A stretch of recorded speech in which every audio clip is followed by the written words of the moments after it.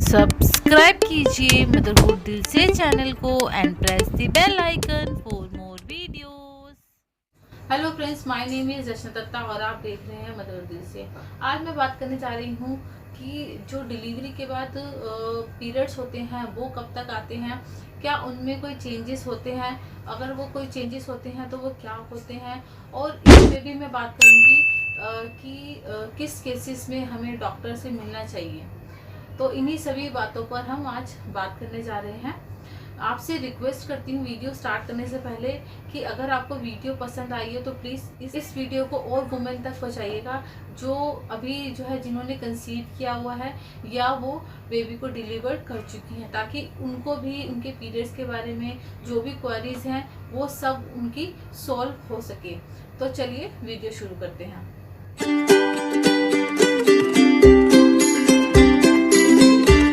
देखिए, सबसे पहले हम ये समझ लेते हैं कि कुछ वुमेन जो है सोचती है कि जो डिलीवरी के बाद जो ब्लीडिंग होती है उसको ही फर्स्ट पीरियड अपना समझ लेती है।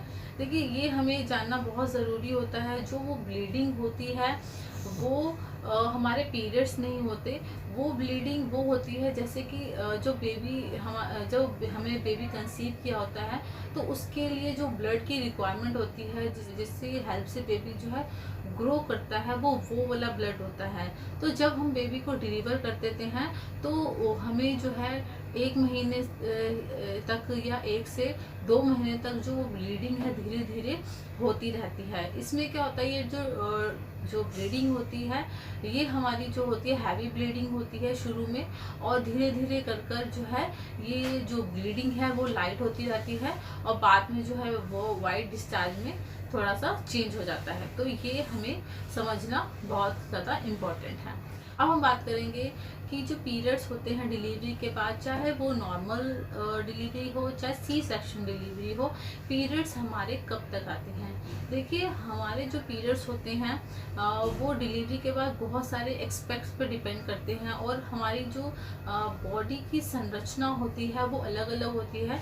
तो हर केस में जो पीरियड्स के आने की संभावना होती है वो अलग अलग होती है।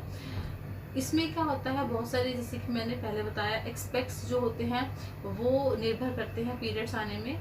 जो ब्रेस्ट फीडिंग मदर्स होती हैं यानी कि जिनका बेबी जो है पूरी तरह उन पर ही निर्भर है, वो और कुछ जो है फीड नहीं करते, जो बाहर का दूध होता है वो नहीं लगाते, पूरी तरह जो बेबी होता है वो ब्रेस्ट फीडिंग पर ही निर्भर करता है। तो उन मदर्स में देखा गया है कि उनकी जो पीरियड्स की जो डेट होती है या पीरियड्स का टाइम होता है वो डिले होता रहता है। यानी कि उनका जो पीरियड्स हैं वो 6 महीने तक भी नहीं आ सकते, किसी किसी के साल भर तक नहीं आते और किसी किसी के 2 साल तक भी नहीं आते। आप जो है परेशान मत होइए, जो अपने बेबी को पूरी तरह जो है फीड कराती हैं, ब्रेस्ट फीडिंग मदर है, वो परेशान नहीं हुई है। उनका पीरियड जो है अगर लेट हुआ हो तो यही कारण है कि उनका जो पीरियड है वो लेट हो रहा है। अब मैं बात करूंगी जो ब्रेस्ट फीडिंग मदर्स होती हैं और उनका जो पीरियड्स होता है उनमें क्या संबंध है। देखिए, जो मदर जो है ब्रेस्ट फीड करवाती हैं अपने बेबी को, उनकी बॉडी में एक हॉर्मोन्स जो है बहुत ज़्यादा जनरेट होता है, इंक्रीज होता है, उसको बोलते हैं प्रोलैक्टिन। इससे क्या होता है, ये हमें हेल्प करता है मिल्क को प्रोड्यूस करने में। इससे क्या होता है, ओव्यूलेशन जो होता है वो हमारा ओव्यूलेशन को ये रोक देता है या कम कर देता है। इससे क्या होता है, हमारे जो ओव्यूलेशन के चांसेस कम हो जाते हैं, जिससे कि हमें पीरियड्स जो होते हैं वो बहुत देरी से आते हैं। तो यही कारण है। तो जो मदर्स के जिन्होंने बेबी डिलीवर किया है और पूरी तरह जो है वो अपने बेबी को फीड कराती हैं, तो वो जो है परेशान ना होइए अगर उनके जो पीरियड्स होते हैं, पीरियड्स जो हैं वो लेट आ रहे हैं। अब हम बात करेंगे दूसरे कारण की, वो है स्ट्रेस। अगर आप ब्रेस्ट फीड भी नहीं करा रही और आपके जो पीरियड्स हैं वो डिले हो गए हैं तो दूसरा कारण एक स्ट्रेस हो सकता है। अगर स्ट्रेस की वजह से भी हमारे जो पीरियड्स होते हैं वो डिले हो सकते हैं। तीसरी कारण है एक ड्रग्स का लेना। अगर कुछ मदर्स होती हैं, ये एक्सेप्शन है, कुछ मदर्स होती हैं कि ड्रग अगर ले रही हों तो इस वजह से भी हमारे जो पीरियड्स होते हैं वो डिले हो सकते हैं। कारण है यूट्रस के साइज का बड़ा होना। जब हम बेबी को डिलीवर करते हैं तो जो यूट्रस का साइज होता है वो बड़ा होता है और उसको नॉर्मल साइज में आने में समय लगता है। 6 से 8 हफ्ते लगते हैं इसको नॉर्मल साइज में आने में।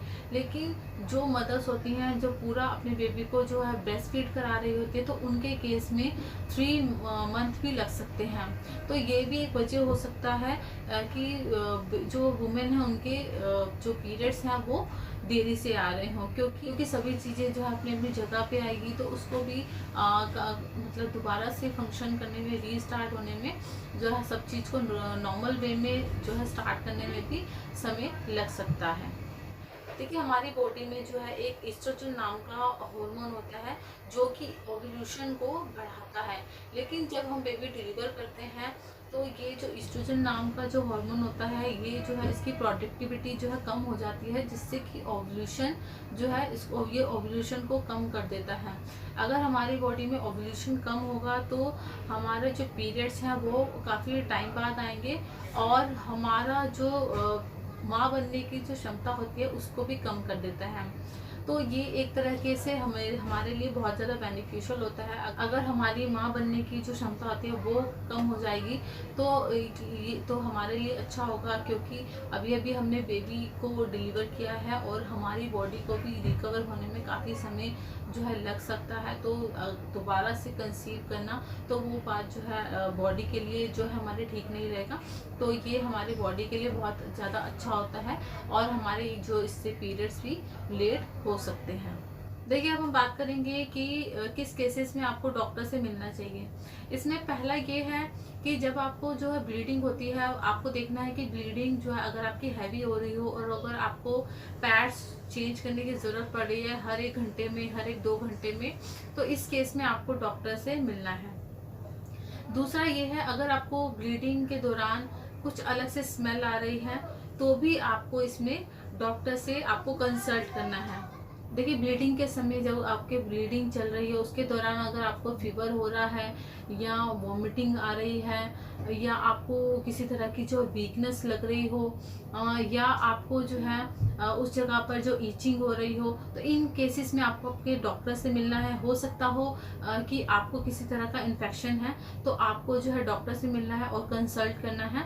अगर ये इन्फेक्शन बढ़ गया तो आपको और प्रॉब्लम हो सकती है। देखिए हो सकता है ब्लीडिंग के समय आपको जो है क्लॉट्स नज़र आए और ये अगर आपको लगता है कि ये जो क्लॉट्स है ये नॉर्मल साइज से थोड़े बड़े हैं तो भी आपको डॉक्टर से कंसल्ट करना है, क्योंकि हो सकता है कि आपके जो यूट्रस है उसमें प्लेसेंटा रह गया हो थोड़ा, तो वो जो है उसमें जो है वो निकल के आ रहा हो, तो इस केस में भी आपको डॉक्टर से कंसल्ट करना है। तो आपको इस बात का भी ध्यान रखना है, जैसे कि मैंने बताया था आपको कि जो ब्रेस्ट फीडिंग मदर होती हैं जो फीड करा रही होती हैं उनका जो प्रेग्नेंट होने का जो चांसेस होते हैं बहुत कम होते हैं। लेकिन आपने ये भी ध्यान होता है, मैंने बोला बहुत कम होते हैं, इसका मतलब आपने ध्यान रखना है जो प्रिकॉशंस आप लेते हैं वो सारे प्रिकॉशंस आपने लेने हैं। तो प्लीज अगर आपको वीडियो पसंद आई होगी तो प्लीज लाइक कर दीजिएगा वीडियो को, चैनल को सब्सक्राइब जरूर कीजिएगा और इस वीडियो को शेयर कीजिएगा उन वुमेन तक जो कि प्रेग्नेंट हैं और या डिलीवर बेबी कर चुकी हैं।